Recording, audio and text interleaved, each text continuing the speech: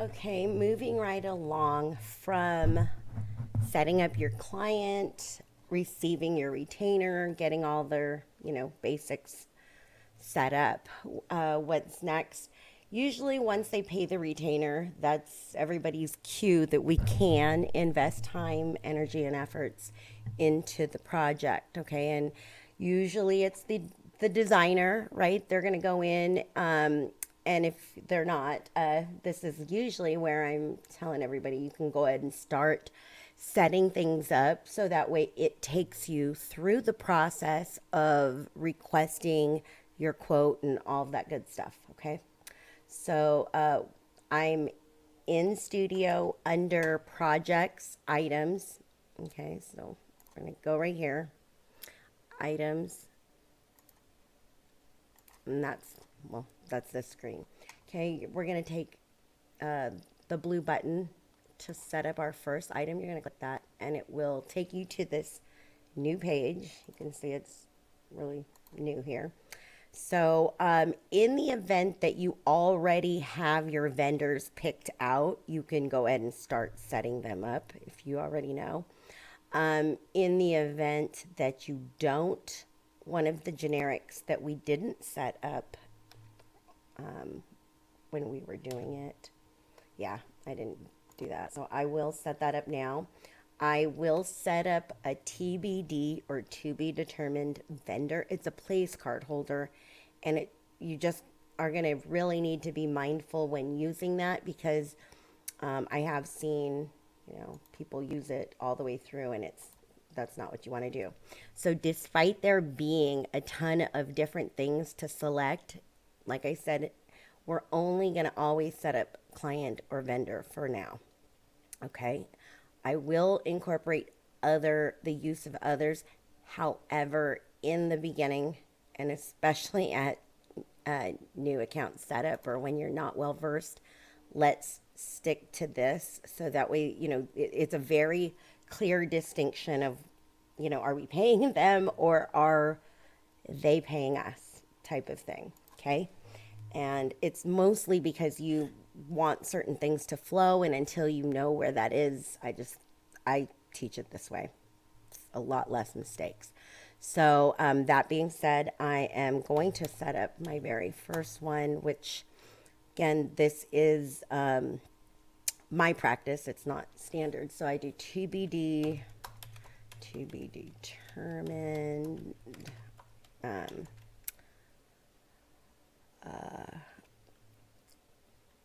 Let's say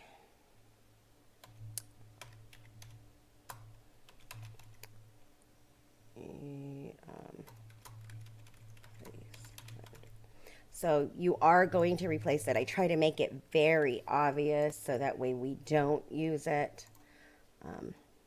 That's standard.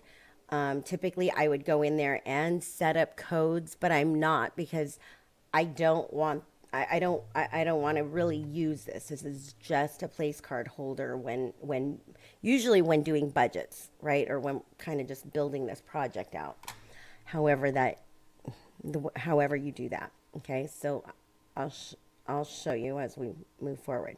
So I'm going to save and select this because I want to show you where I'm going to go with this. Okay. In through here, like I said, the red asterisk means that it is required.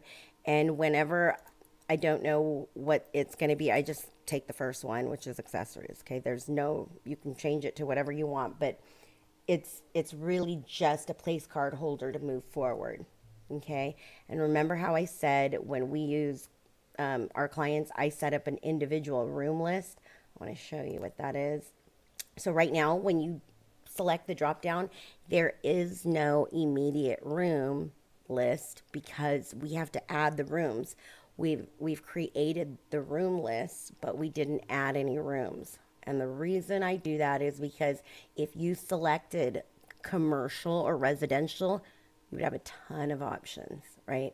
And I like to customize it. There's less room for mistake. It's a lot easier to just call it what we see it. So for Jones, in this instance, I'm going to set up bedroom 2, okay, because I just stuff to set up in bedroom 2. That's the other thing. We don't know what rooms or what things we're going to actually work on a lot of times. So we want to get into the habit of referring things the same through and through. So I'm going to call it bedroom 2. Okay. And for those of you that want to add some type of customization, like if you know whose room it is, it's a nice touch to add.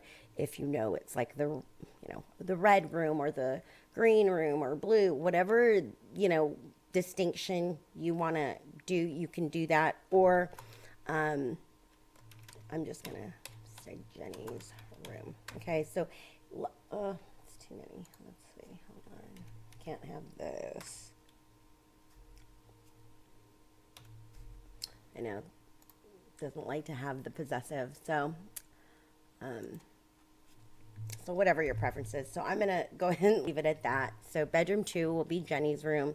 You can see that it automatically starts to number it. If I wanted to put something, if I knew what I was going to put for a place card holder, like for example, I'm just gonna do 2 things, like a bed.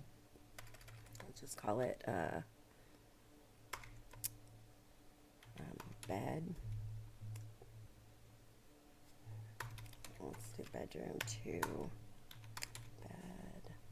Okay, so right now I'm not going to fill in the details because I'm kind of just creating a budget, or I'm building the project. Okay, if you have all the information, obviously you can start setting it up. Again, I'm trying to go through the steps because I want to show you how we would request quotes and things like that. Okay. So right now we are basically filling out the basics. I'm not going to put in pricing. At this point, you can put in a budget. So if we knew on or about, let's just say I knew that the bed was going to cost about $2,000. Okay, it does do a markup. Again, these are overwritable. These are taking from the defaults. However, right now I'm not doing purchasing or selling, okay, and I would never sell until we got purchase costs. I'm just creating the budget. I don't know what we're gonna do with it yet, right? We're just setting up the project. Okay. So the next thing I want to kind of create a budget for, and I'm going to show you where I'm going with this. I'm not going to set up the whole project, but I am going to set up, that was the bed. So I'll say TBD. Just taking the first thing. We said bedroom 2 was Jenny's room. I'm going to stick with that. And I think we said the bed. And I'll just say bed, bench. Okay, and let's see. Let's just say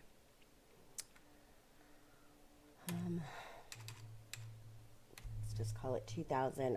I'm guessing here. I'm not doing any of the details. Again, this isn't fully set up. Okay, and then now I want to kind of show you. So it is looking for a sales tax and all of that, but we haven't done that yet. So I want to show you the reports that now become available with this client. We're going to go into reports here and then legacy reports. And I'm just going to pull up a budget just so we can see what we're dealing with. And I didn't create that inventory client. That automatically was there with the studio. That is a default. Okay, and we're not there yet to use it. But yeah, I didn't set that up. That is a standard. And right now, what you're looking at is it's a budget. Okay, we're not over or under at this point because this is just a budget. It's about a $6,000 budget if I was just trying to estimate it. Okay, and that's usually kind of how we build out the budget. What would happen is as we start to tweak these things and replace them with the actual vendors and such, we'll start to be able to look at the budget. So I wanted to kind of show that this was the preliminary budget. So if I were to say on or about, and I might go higher, right? Just to give myself some room because I don't know that those are the only 2 things that I'm going to want to put in there. Or not me. but the designer. Okay, so there might be other things. This is just a really rough budget. Okay, so I usually would send it like this. If if we had a lot more rooms or things to budget out, we could do that. You can do it by room and just give it a number. Like in a really big house, those numbers might matter. Like if you were to throw in like all the rooms, like name them real quick and then throw in a budget, you could do that. It doesn't have to be the items. Okay. But in a case where maybe you were actually mapping out actual items to place, you could, label them as such. It's kind of a process. So this is just a really rough, loosely based budget. And now we're going to actually, commit to spending some time. If this is what you told them, even verbally, it doesn't mean you give the client the budget or anything like that. It's kind of a way to kind of gather your thoughts and kind of situate how big is this project going to be, or how big is it going to start at, right? So then now, this gives us some starting points. So it's kind of like we're sitting here, and usually what happens is the designer is, looking things up, going on Pinterest, saving a bunch of things, right? They're kind of assembling their thoughts in the way that they do. So I was going to jump right in to do the items on the project, but you can see that clearly it's an eyesore because I didn't set up the sales tax location. I was going to do it automated, but I'm going to go ahead and set up the sales tax location just so we have one and we can get rid of this, okay? Normally you're going to connect and do your sales tax, which I will have a video on, and I'll walk through that process. But for the sake of continuing on this series, I am going to put in a sales tax location. Okay, and I will do that here. Okay, and you can see that was a standard one. I didn't do that. I'm going to go ahead and just say, I'm going to use the one in Vegas because that's where I'm at. Okay. And I'm going to, if you are in a place with a special sales tax location, like Florida with your luxury tax and, single item article item, Nashville, Phoenix, or Canadian, and I know Canada doesn't like to use the word sales tax, so they're different taxing and provincial tax and all of that. Okay, so it isn't just for the United States or even just for your area. So most everybody is going to just leave it at the sales tax rate, but I did want to point that out. I do have other videos that will go into all of those and kind of go into them in detail. But for now, we're just going to set these up quickly. Okay, this is kind of out of order, but it is because I'm just following suit exactly as everything pulls up. I'm always going to say, yes, we're going to make the selling taxable depending on what it is. The markup should always follow suit for the selling, right? You want that to flow. And is time taxable? I'm going to leave it as no because it's not here, but you can, we'll get into that. I will go into things in detail, but we are just talking about the generics at this point. Okay, I usually always change the prepaids to be in their own prepaid. Not everybody likes to do that because they just like to net, okay? And if that doesn't make sense to you, I will go into it in the other videos. Okay, so this is what the generic would look like for this tax location. Okay, it's 8.38%. It doesn't follow any special tax rule. I am just going to put that in this one section. I'm not going to break it out, okay? And I will go over this in detail, but this is the generics. This is the quick setup when getting your studio account started. Okay. So I'm going to save and close. You will do that for additional tax locations. If you are wanting to set up the automated, you are basically going to go through the motions of linking, because you're going to have to log into your different sales tax. So if you don't have that yet, then you're going to do it manually the way we just did. Okay, and if there are any questions on what I've just said or have done, you can let me know. And that being said, I'm going to go back to the items, and you'll see that this is still flashing, right? That's because I need to set these up. We need to put it in a sales tax location. Okay, and that was because it was set up in the old tax location. And actually, I'm glad this is popping up, because you can see now that because we've updated it, meaning, items were set up under one tax location, which was none. And now we have updated it. So there are 2 items, which were those budgeted items, okay, that do need to be updated. If we had activities, which we do not, we would see those here, and we would probably want to update them. It will not update the things that have been invoiced. Okay, if we did this and changed the tax location or something like that, and we had a bunch of projects, obviously it would be more, and we'd have to kind of deal with that, but it won't change the old stuff. Okay, this is just for anything that's created that has not been invoiced. It will not automatically update just because you change it on the client. Okay, so I am going to have it update the items. You'll see that it now has done that, and you've received the confirmation. Okay, and now I'm going to close it, and you can see now that it's gone away, even though there's no pricing. Okay, we didn't put any pricing. Okay. Now, that being said, now that we have the items, typically, we did put in a budget. I don't know very many companies that do use those budgets anymore.